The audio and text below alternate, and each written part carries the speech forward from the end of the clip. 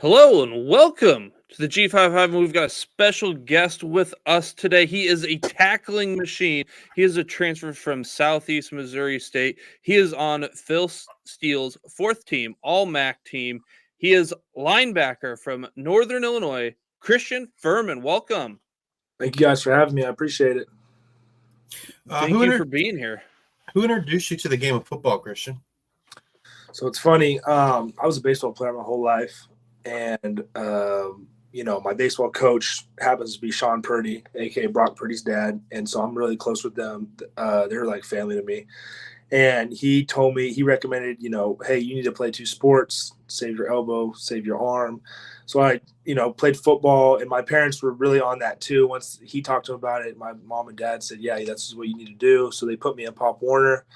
And, I ended up finding out that I really liked hitting people, and I enjoyed, that, hurting people. And it was a lot different than baseball. It's not as mental, it's more physical. So, just my coach and then also my parents, they kind of introduced me to that to get away from baseball to save my body or my arm specifically.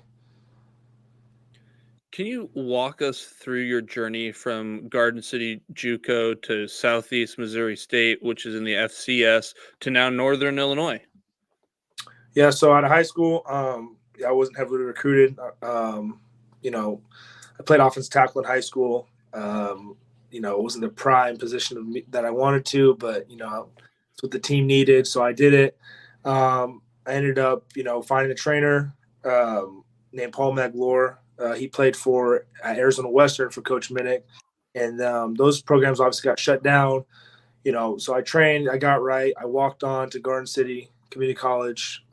He helped me with that, and then I earned a scholarship there. Played there for the COVID season, and then the year after that, and had a couple options. I had Akron, North Alabama, SEMO. But with the COVID, it kind of, messed up my recruitment. So I went to SEMO, was there for 2 years. I started there for 2 years. I enjoyed it. It was a great time. I got nothing for love for those guys. But I thought that, I needed to change. I feel like with the film that I put together the past 2 years, that I could potentially make that jump to the FBS level. And so I decided to take a chance on myself, enter the transfer portal for my last year, and ended up at NIU. So what's the difference like between, I don't know, like weight rooms, like the eating program, the things that you're supposed to do for sleeping? Like, what's the difference between going from like JUCO to FCS to FBS, or like the size of the people themselves? I mean, tell me more about that. I mean, well, JUCO, obviously, we don't have any money. Luckily, I was at a top JUCO in the country, so we did have nicer things. We had a nice turf field, we had a nice locker room. We were sponsored by Adidas, so we got some nice stuff. But as far as the players goes, the food was terrible. The training was actually good. We had a lot of GAs from SEC schools. They became the head coaches or the head strength coaches. So, as far as the strength goes, it was good. Football was good, but off the field, the dorms, the nutrition was not good. As far as the players go, I mean, JUCO, you're there for a reason. Everyone's different, but we had a lot of freaks. I know. My last year, every guy in that defense went FBS except me, which now I finally reached that point. But my freshman, we had 3 guys. We got 2 or 3 guys in the NFL right now: Jordan Riley and Ali Gay.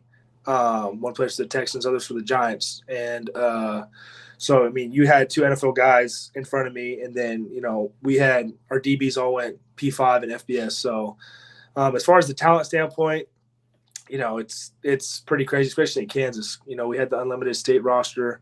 So everyone from out of state could come in. So it's basically just people from Florida, Arizona, Georgia, and those southern states playing each other. And then taking over to FCS, obviously, much nicer facilities. Nutrition is a key. They maintain it good. They have a good strength program. They actually have money to where we're getting good gear. We got, the better equipment. We're not getting 1 or 2 shorts for, 6 months to work out in, and then, taking that to the FBS level to where, now, I'm not used to. I can go walk in and just grab a shirt if I need one. That's that type. And then they do a lot of, we're doing a lot of stretching, mobility, speed, stuff that not a lot of other schools do at the lower levels, and they maintain, but it's kind of a priority of, hey, you need to hydrate, you need to eat, you need to sleep. And they have you on your own personal plan so that can help you succeed. You mentioned a little bit about, COVID and your recruitment during that time. What was like, I mean, can you describe that to us and how difficult it was and what things you had to do that were, quote, different than normal? We got sent home. I redshirted my first year, didn't play. And then so going into that spring, I was having a good spring. We go home for spring break and we didn't come back. So, then finally playing and getting some film, it was tough because, all those guys got that year back. So I know, those coaches were like, hey, this guy's got 1 year. He's going to be done, and then we need you to come in. That's really the only people that were really looking, unless you were a major prospect in JUCO, a P5 guy. So that was really tough. Just not a lot of communication. Schools couldn't come out to see us. It was more virtual. But, with everyone getting that year back, it was very selective. Then there was not a lot of options. And that was for everybody. Before, I remember my freshman year, guys were getting 10, 20, 30 offers. And then now it was like, 2, 3, 4, 5 offers. So, you only go to one school, but the amount of offers and attention decreased during that time drastically. What ultimately led you to choose Northern Illinois for your final year?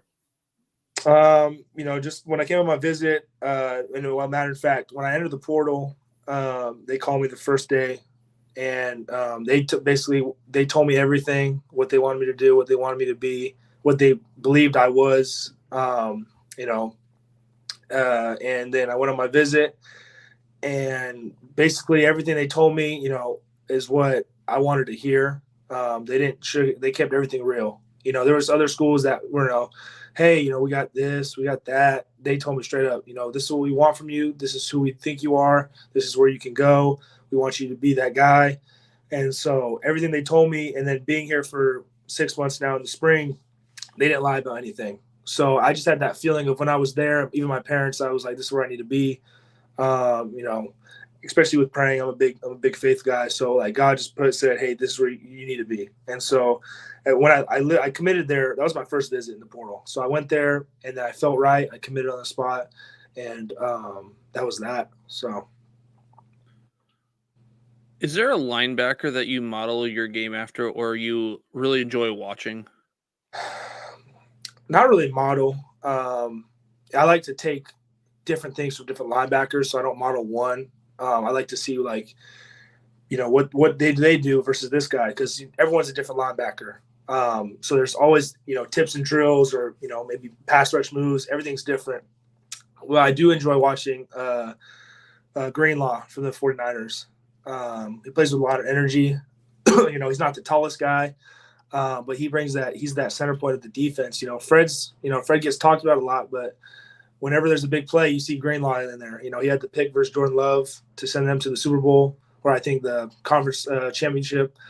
And so, he's physical, he's fast, he flies around. So I enjoyed watching him a lot this year, and then also last year too. So When you're watching other linebackers on NFL Sunday, maybe you're watching other college games, what are you like trying to pay attention to? Is it like their footwork, how they get off blocks? Like what do you try to pick up on? yeah, everyone's got different footwork. Just being in different schemes, if you're in a 3-4 or 4-2-5. So I look at the footwork a little bit on certain plays if they play the same scheme, but if it's just overall, I look at their block destruction, how they're getting off blocks, how they're setting up blocks, especially in pass rush. I like to watch, like, okay, how is he setting this guy up so he can be successful and get this guy leaning or on his back foot. I also watch, just like their awareness of the presence of the command of defense. Are they controlling the tempo? Are they making sure all the guys are lined up? Are they communicating? And then also just their eyes, like the eye discipline. Where are their eyes at? Is it on their key? Run past, they get past. Where do their eyes go? stuff like that. Eye discipline is really important, especially playing in the defense. Like at NIU, we're always moving around. We're out the box, we're in the box. So with eye discipline, that's the big thing I look at when watching other linebackers. When Northern Illinois is a team that's known for playing great defense. Was that that reputation, I guess, like did you know that before you came there? Was that part of the process of why you wanted to go there? Or yeah, I always knew. I remember watching them. I didn't know obviously the players, but I knew they played Florida State in the Orange Bowl. And then when some of my buddies we had a guy transfer from NIU at SEMO, and then obviously, so just knowing and hearing about him, and then when I was in the portal, when they reached out to me, I did my research, and I was like, wow, like, yeah, these guys have been known for defense, and that was a big thing. What they told me about, when I went on my visit, and I saw the guys they had in front of me and behind me, I was like, yeah, this is very appealing because, I got a lockdown defense in front of me, and then I got 4 nasty dudes in front of me, or lockdown guys behind me, 4 nasty dudes in front of me. So that's really appealing as a linebacker. It makes my job a lot easier. I can just focus on, doing my job and going to that ball. So awesome. Is there what do you feel is your main strength as a linebacker? I feel like my main strength, besides the run game, I feel like I bring a physical presence. Just from I take pride in people not running through me. I like the challenge of, hey, I want to see how much of a man you are. I want to see you try to run through me. And so I don't take that lightly. As far as that, I would say just my leadership and also my knowledge and awareness for the game. Like a lot of coaches will be watching film and they'll be like, ever since I've been a kid, I've had coaches be like, hey, are you listening to our plays? Like, do you know what's going on? Like, you guys, you're reading this too well. Like, you must be cheating.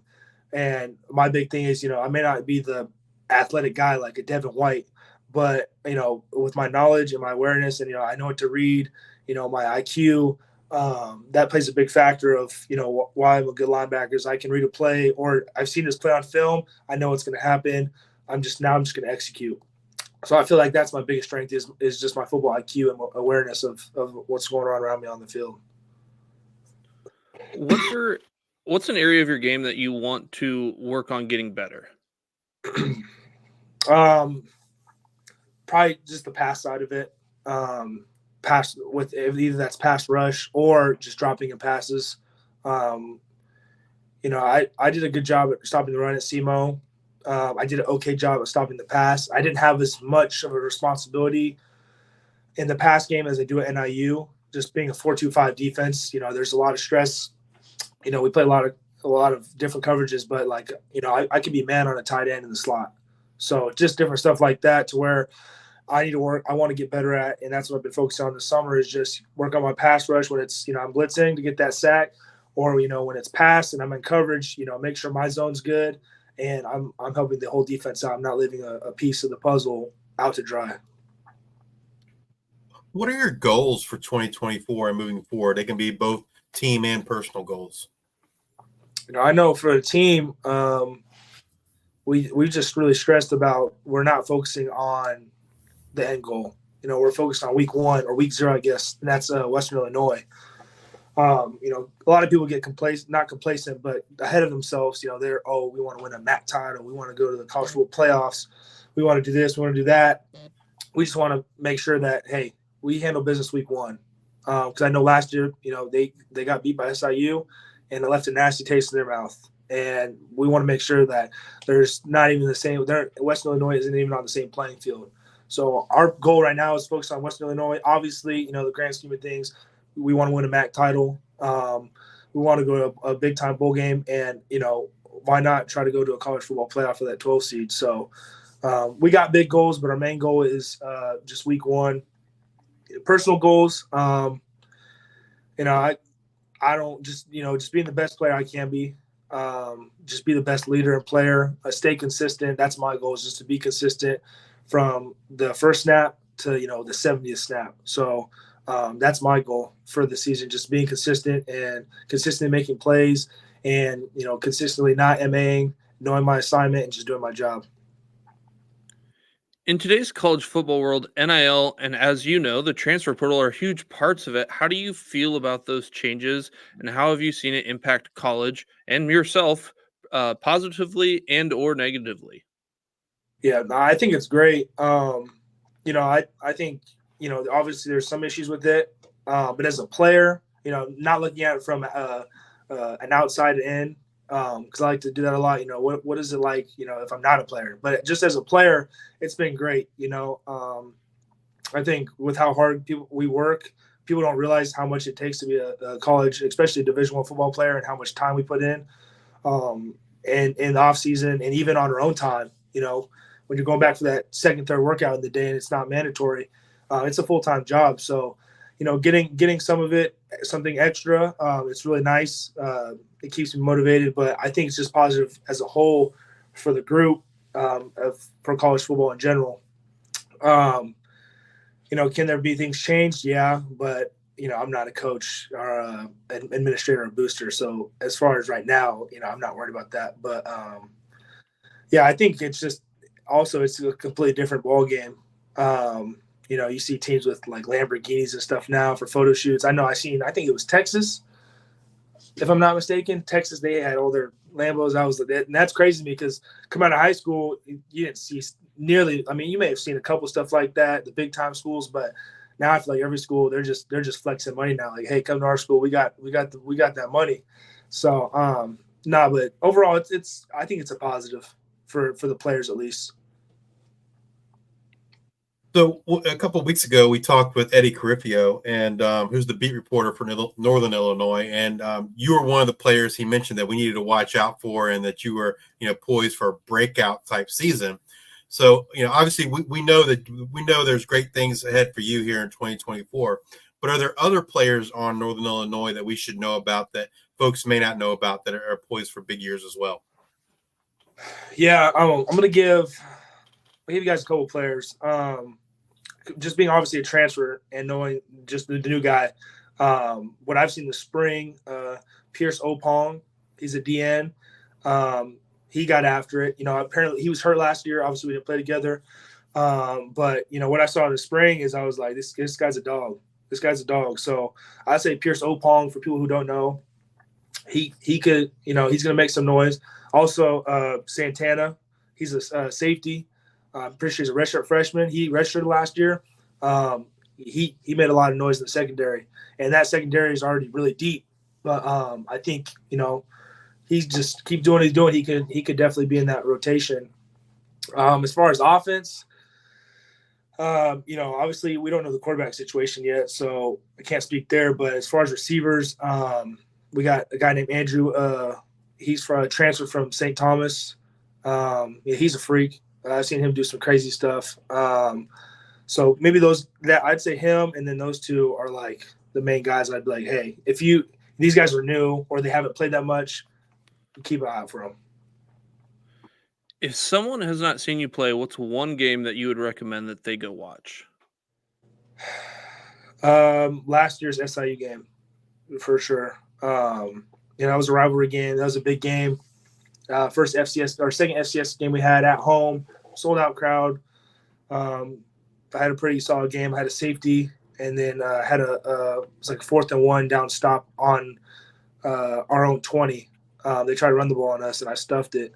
And I just had a great game. I was flying around that whole game. The defense in general, we had a great game. Things fell apart in the fourth quarter, but I feel like if people want to watch a game of me playing at my top level, that or Central Arc would be a good game too from last year. If you could replay one game, whether it's college or high school career, which game would it be, and why would you replay it? Oh, Montana, 2022. That was a heartbreaker. We went in.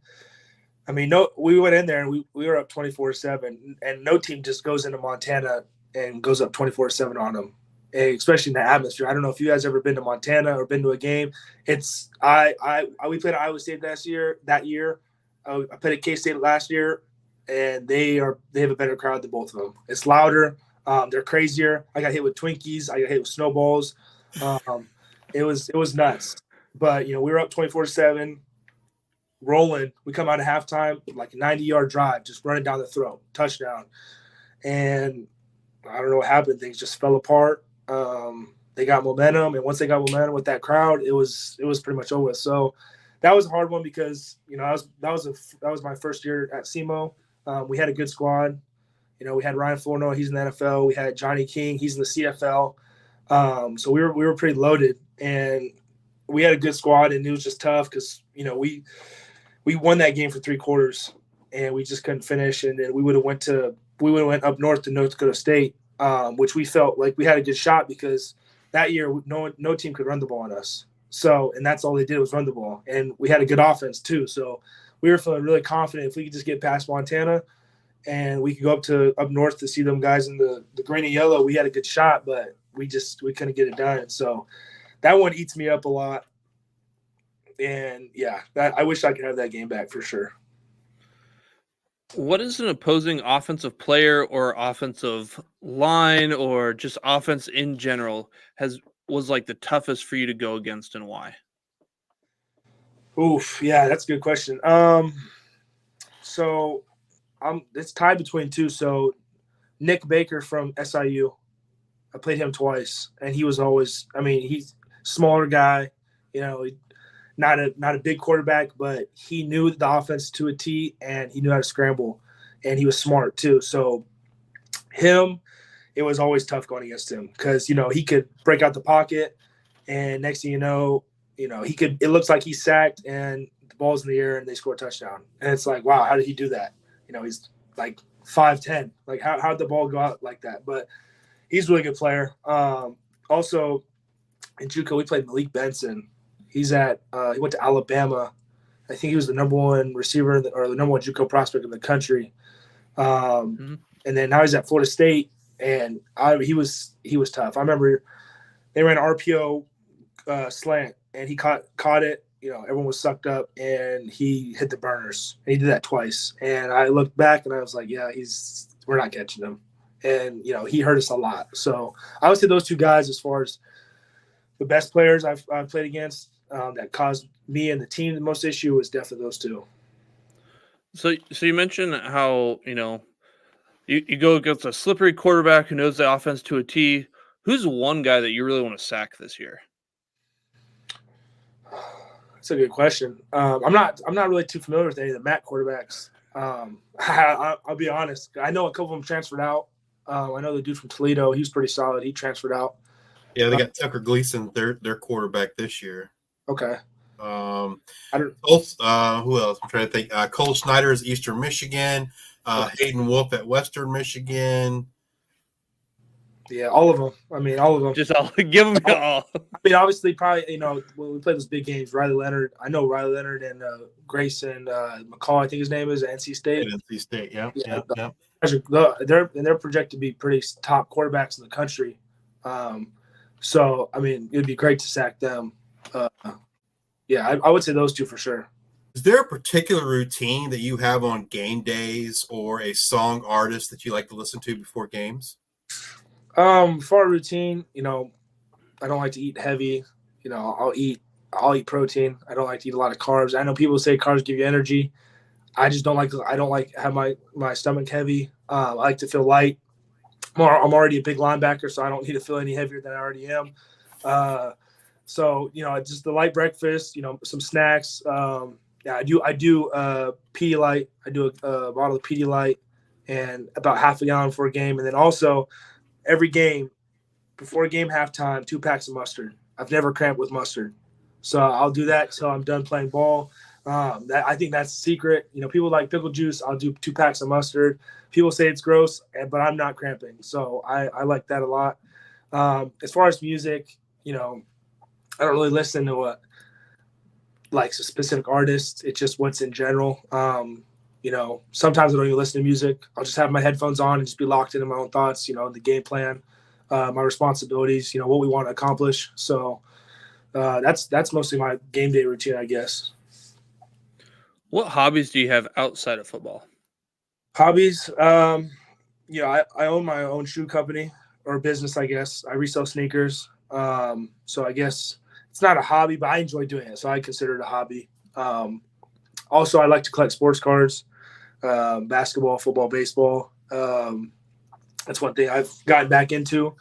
Those are probably the two hobbies. Obviously, just playing the game with the boys from back home or wherever. I got a lot of. I've been around a lot, so I got a lot of people to play the game with. So I say those three main things are my hobbies. If I'm not doing football, I'm either playing the game, I'm selling shoes, or I'm collecting sports cards. So those are my hobbies. So how many Yeah. shoes do you have, and what's your favorite pair of shoes? I used to have my personal collection. I used to have probably about 100 pairs. And my favorite pair was it's called the Air Max 1 Sean Wotherspoon. Okay. I ended up selling all my personal pairs. Just getting older and being in football, I was like, I don't wear all these shoes. I'm tired of transporting them everywhere across the country, especially when I just keep getting farther. So I was like, I decided to sell my whole collection. As far as just shoes in general, I used to have a lot, but now I'm scaling down just because I want to focus on the season. So I'm not going to be doing any of that during the season. This year I'm just all business. So I'm not letting anything outside distract me. And so, I'm down, before at the height of it, I probably had 400 or 500 pairs of shoes selling. Now I'm probably down to 40. So just kind of just getting rid of everything and then focusing on this upcoming season. I collect college football cards too, so I'll be keeping my eye out for that first Christian Fuhrman autograph 1/1 card, man. Yeah. Have to keep an eye out for that. What is your favorite meal? What's your favorite thing to eat? That's tough, but I'm part Japanese. A lot of people don't realize. So I'm mixed with Japanese. My grandma, she came from Japan. And then my mom, she's white. My dad's Japanese. So I love sushi. I mean, if there's one thing I can eat, it's sushi. I can eat it all day long, whenever, wherever. I like the raw fish. It doesn't bother me. So if that's probably my favorite meal. If I want something where I'm just like, I want this, it's going to be sushi for sure. What's your favorite roll?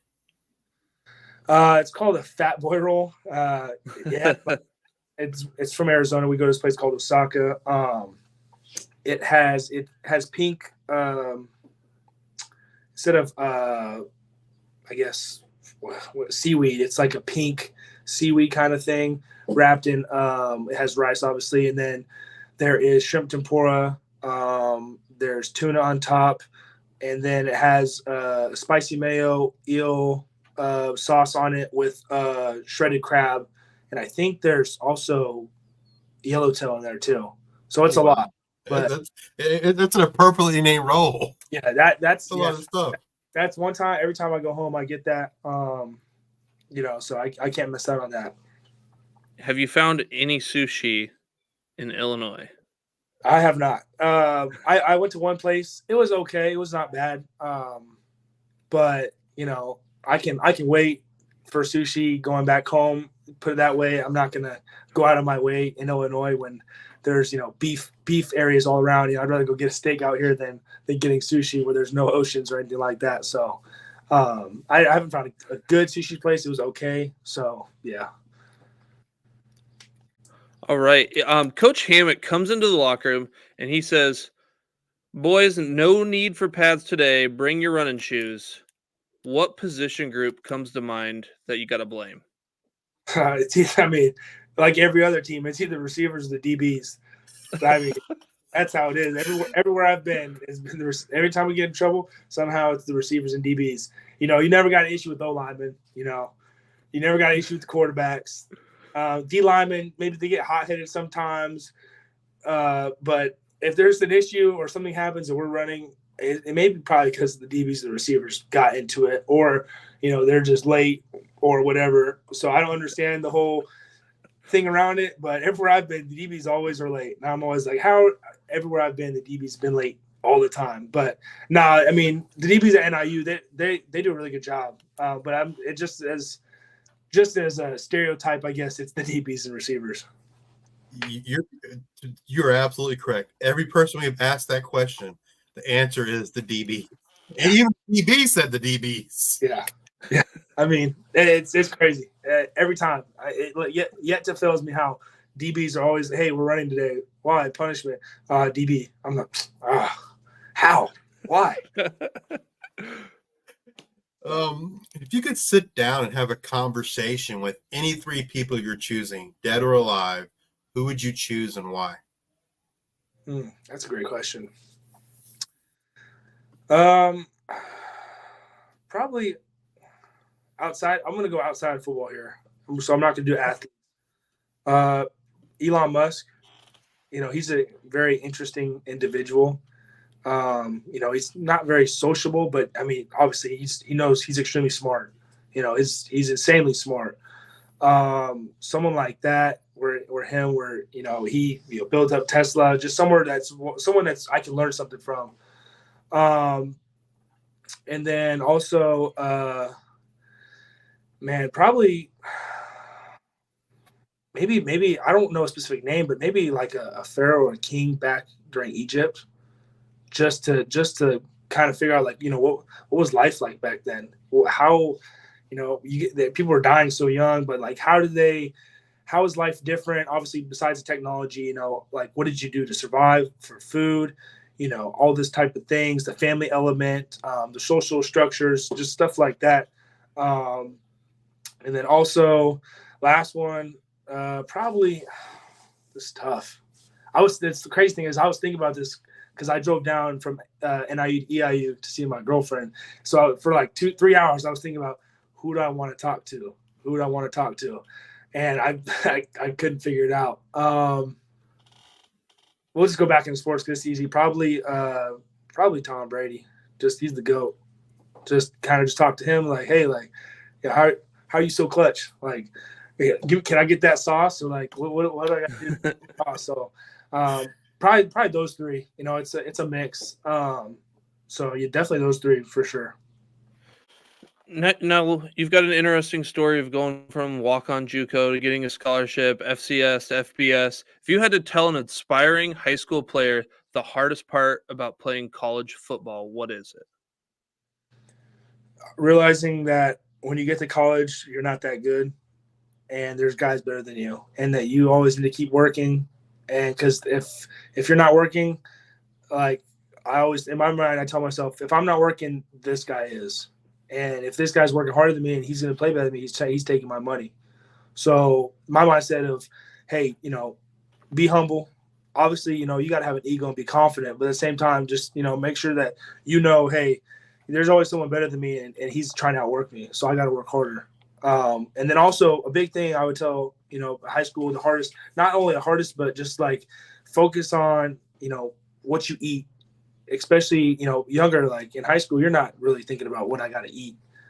First, you come to college and you have a nutritionist, you have a meal plan. Hey, you need to be eating this, this, and this. That way your body stays in shape and you're, gaining muscle and you're not getting fat. I would say prioritize in high school eating and also stretching. It's crazy how much better of a football player I've become by stretching, to where, hey, I may have, my ankle rolled this way and it hurts for 5 seconds versus if it were to roll that way, a couple years ago, I'm out for 2 weeks just because, that flexibility will prevent a lot of injuries. And if you're off the field and you can't play, then, if you're hurt, you're no good. So, availability is the best ability. So that's how I always look at it. So that's what I would tell a younger high school me, or that's what I tell when I go back home, and my friends, their younger brothers, they're going into high school or they're seniors. I tell them, hey, I know, all your friends are going out, hanging out, having a good time, going to movies, eating, you could do that, but like, put away the junk food, put away the fast food, try to eat as many home cooked meals as possible and just focus on your stretching and being as mobile as possible. Because in college, they're going to help you work on the speed, the strength. You're just going to naturally get bigger. But if you come in flexible and continue to get flexible, that's something that not a lot of people are. Well, Christian, this has been great. Great getting to know you better. And we thank you for taking time out of your day and spending it with us today. Thank you. I appreciate you guys. All right. If you are watching on YouTube and have not already done so, please hit that like and subscribe button. And if you're listening to us in podcast form, please rate and leave a 5-star review on Spotify or Apple Podcasts. Thank you for all your support. Until next time, we are the G5 Hive.